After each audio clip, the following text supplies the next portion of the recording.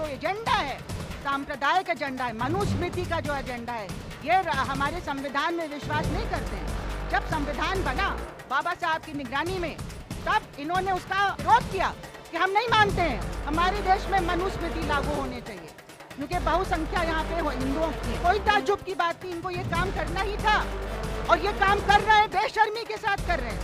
पहले थोड़ा छिप के करते थे जब एनडीए पहले आई, लेकिन अब खुलेआम कर रहे हैं।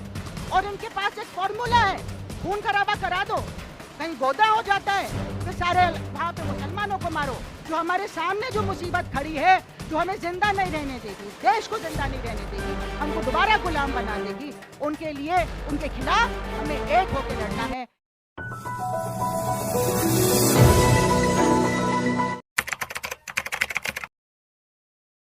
ये जो लोग सत्ता में बैठे हैं, ये ऐसा देशद्रोही काम क्यों कर रहे हैं?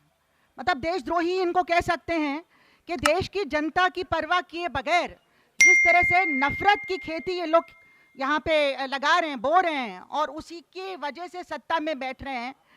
ये ऐसा कर क्यों रहे हैं और इनका क्या फायदा हो रहा है? अपने देश को बर्बाद करके, अपने देश की जनता को बर्बाद करके क्या फायदा इनका हो रहा है? खून खराबा करवा के क्या फायदा इनका हो रहा है? सत्ता मिल भी जाएगी तो एक कब्रिस्तान के ऊपर सत्ता जमाने से क्या फायदा?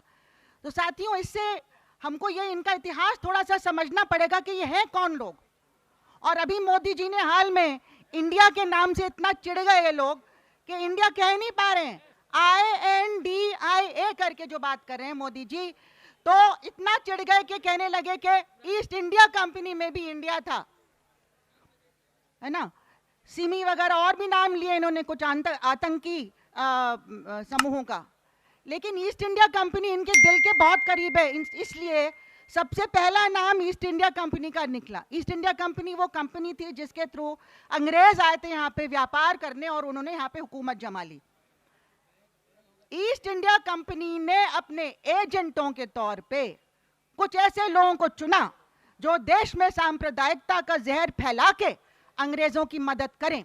अंदर का जो दुश्मन है उसको पहचानो, यानी मुसलमान और ईसाई, वो हमारे असली दुश्मन है, अंग्रेज हमारे दुश्मन नहीं है। जो हुकूमत में उनसे लड़ने से फायदा नहीं है, उससे हमारा नुकसान होगा, इनसे लड़ो, ये तुम्हारा दुश्मन है। यही जो तकनीक थी वो आज भी उन्हीं आकाओं के साथ, आका भी नहीं बदले, आकाओं के नाम बदले हैं। ईस्ट इंडिया कंपनी को मजबूर होकर छोड़ना पड़ा हमारा देश।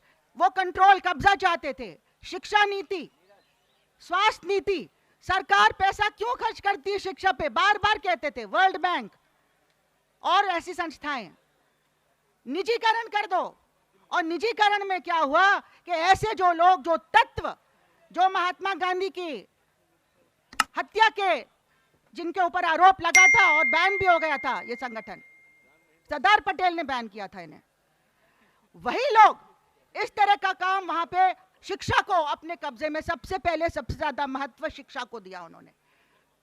और दुख की बात है कि जो लोग सत्ता में थे उन्होंने शिक्षा को महत्व नहीं दिया, कांग्रेस पार्टी और भी जो पार्टियां आई, और इन लोगों ने शिक्षा को जो महत्व दिया, तो शिक्षा का संप्रदायीकरण और किस तरह से लोगों के, बच्चों के मन में जहर घोलने का काम, जिसका नतीजा हमने फिर गुजरात में देखा। गुजरात के जो दंगे नहीं थे, वो एक नरसंहार था 2002 में।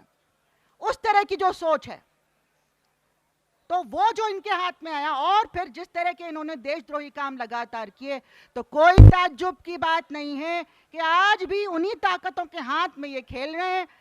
उनको वहां से उनको पैसा मिलता है, क्योंकि इनको सत्ता में रखने के लिए जरूरी है कि पैसा दें, और ये अपना जो इनका जो एजेंडा है, सांप्रदायिक एजेंडा है, मनुस्मृति का जो एजेंडा है, ये हमारे संविधान में विश्वास नहीं करते हैं।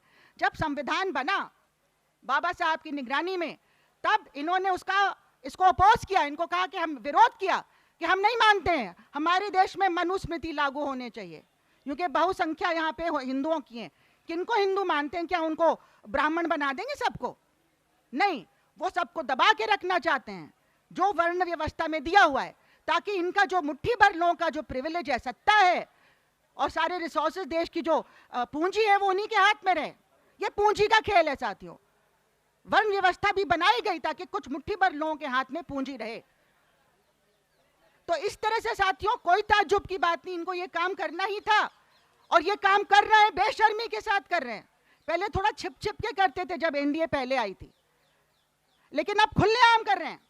और इनके पास एक फॉर्मूला है, खून खराबा करा दो, कहीं गोदा हो जाता है, फिर सारे वहां पे मुसलमानों को मारो, फिर कहीं पे कुछ और पुलवामा हो जाता है, वहां पे कभी जांच नहीं हुई कि कैसे हुआ वो पुलवामा।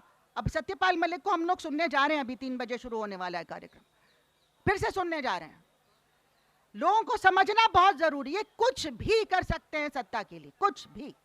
अभी मणिपुर में क्या हुआ, 3 महीने से क्यों नहीं गए प्राइम मिनिस्टर, और सारी चीजें आपको मालूम है कैसे। और दूसरा बहुत जरूरी, जो पूंजीवादी चाहते हैं कि हिंदुस्तान के जितने आदिवासी इलाके हैं, ट्राइबल इलाके हैं, चाहे वो झारखंड में हो, छत्तीसगढ़ में हो, या कश्मीर में हो जहां जंगल है, और चाहे मणिपुर में हो, सबसे ज्यादा कीमती पदार्थ वहीं पे मिलते हैं जहां पे आदिवासी रह रहे हैं।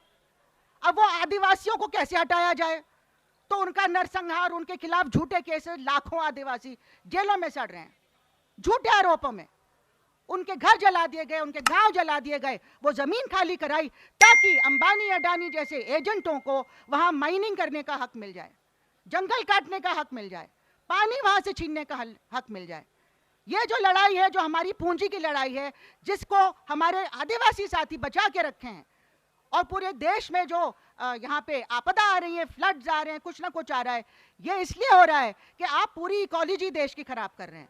जल जंगल जमीन पे आपका कब्जा है, आप जंगलों को काट रहे हैं, हर जगह ये मुसीबत आ रही है, उत्तराखंड में अर्थक्वेक आ रहा है, फ्लड्स आ रहे हैं पूरे देश में। तो ये सब जो हो रहा है, क्यों हो रहा है? क्योंकि आपकी जो नीतियां हैं, ये पूंजीवादी, मुट्ठी भर पूंजीवादी बनवा रहे हैं।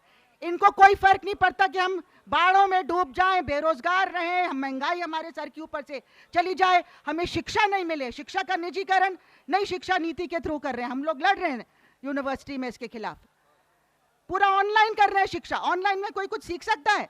ऑनलाइन में इनको टीचर को रोजगार देने की जरूरत नहीं, टीचर के बगैर हम चलाएंगे शिक्षा, कैसे चलाएंगे? कौन सीखेगा कुछ?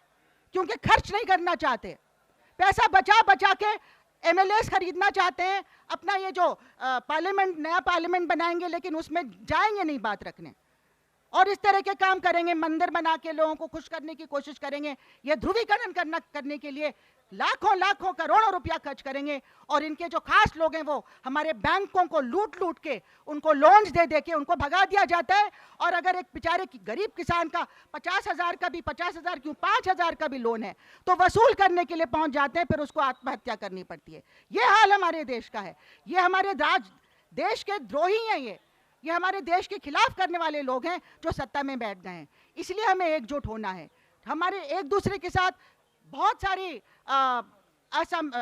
वो हैं, मतभेद हो सकते हैं और गिला भी हो सकते हैं कि उस टाइम पे उसने क्या किया, इंदिरा गांधी ने क्या किया था, कांग्रेस ने क्या किया था, फलाने पार्टी ने क्या किया। लेकिन जो हमारे सामने जो मुसीबत खड़ी है, जो हमें जिंदा नहीं रहने देगी, इस देश को जिंदा नहीं रहने देगी, हमको दोबारा गुलाम बना देगी, उनके लिए, उनके खिलाफ हमें एक होके लड़ना है। इसलिए एक होके हमें 2024 में अपनी कोशिश करनी है, अपने अपने लेवल पे अपनी अपनी कोशिश हमें जारी रखनी है, ताकि एक होके हम इन लोगों को हटा पाएं, ताकि देश को दोबारा हम जिंदा रख सकें, इसको गुलामी में दोबारा नहीं जाने दें, बर्बादी में नहीं जाने दें। इसीलिए मैं बहुत खुश हूं कि आज ये सभा यहाँ पे इसका आयोजन किया गया है और मैं पूरी तरह से आपके साथ हूँ। आगे भी जो भी इस तरह का कार्यक्रम होगा, मैं ज़रूर, हम लोग आएंगे दिल्ली यूनिवर्सिटी की तरफ से, देश के सारे शिक्षक आपके साथ हैं इस लड़ाई में। और इसी के साथ मैं अपनी बात यहाँ पे ख़त्म करती हूँ। इनकलाब जिंदाबाद।